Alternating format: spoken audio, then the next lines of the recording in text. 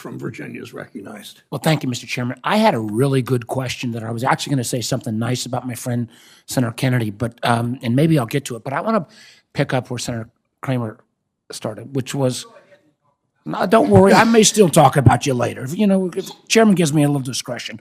But I think what you mentioned, we can talk about how we got here and what standard was appropriate, what the regulators did right or wrong. And I was going to compliment Senator Kennedy on how he described the quality of the management at these institutions.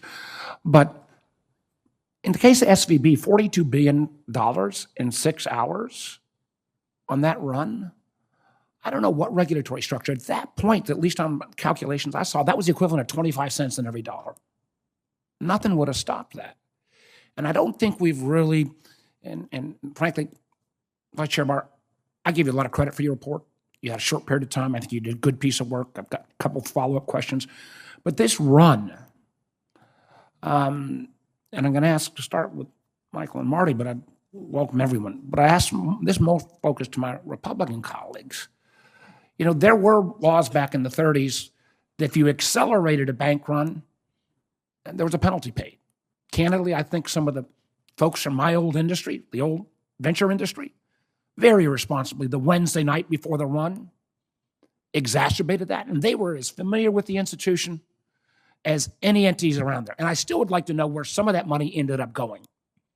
But we've not really talked about that. We've not really talked as well. And this is where I may get the nods to go and no. I know you guys feel that the SEC leadership has got too many items on our docket at this point. But one that's not gotten a lot of attention is a fulsome look at short selling.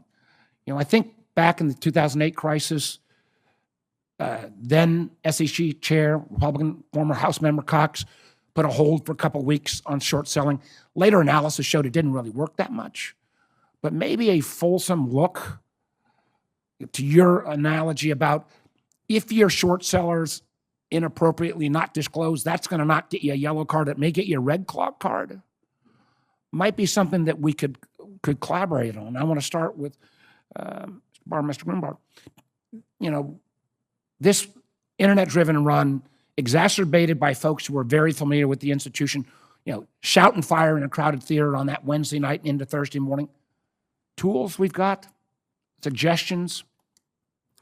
It is an area that I think is worth exploring. The speed of that run, the ferocity of that run was something that I don't think anybody had ever seen. As you pointed out, $42 billion in a few hours, another $100 billion lined up the next day. So in less than 24 hours, losing basically 85% of the deposit base is unprecedented. I do think that, it's worth looking at that in relation to our banking tools, that the issues that you raise with respect to other actors is really an SEC matter. Senator, I think we learned some hard lessons about liquidity risk in this episode. And there are probably three things I'd point to. One, not only the reliance of the institution on uninsured deposits, but those uninsured deposits were concentrated in particular among a relatively small number of depositors. So the ability for those deposits to go fast, I think was really underappreciated. Second, obviously online banking facilitates that kind of liquidity risk significantly. And the factor, as you suggested, of social media can broadcast that out much more quickly than in the past. And this is a set of realities that we're really going to have to come to grips with going forward. We issued a report on deposit insurance, and we talked about those things as matters we're going to need to work on going forward. Anybody else on the panel want to weigh in on this? Senator, I think you've highlighted an important issue that we need to focus on. The good news is we have in the past, liquidity risks do change over time. And we do need to be responsive to those changes. There have been examples in the past in wholesale funding markets where we have made adjustments to catch up and make sure that we can address those in a safe and sound manner. Yeah, candidly, I appreciate what everybody said, but we've all said this, but I haven't heard of that many worthwhile policy recommendations. I don't think we're going to put in place the kind of speed bumps on taking money out that we've got in the stock market. I do think if we put a little bit more to Senator Kramer's position about a yellow or red card on short selling inappropriately, that might put some hesitancy there. But I do think we have to look at, is there any responsibility, particularly for somebody who's been a long-term position of capital in these institutions, that does this, and SVB's model was so focused on VC, they pulled the ripcord, but I would ask you all to think about this. My time has expired. I just want to make one last quick comment, Mr. Chairman. If I'd had another question, I would have asked Vice Chairman Barr,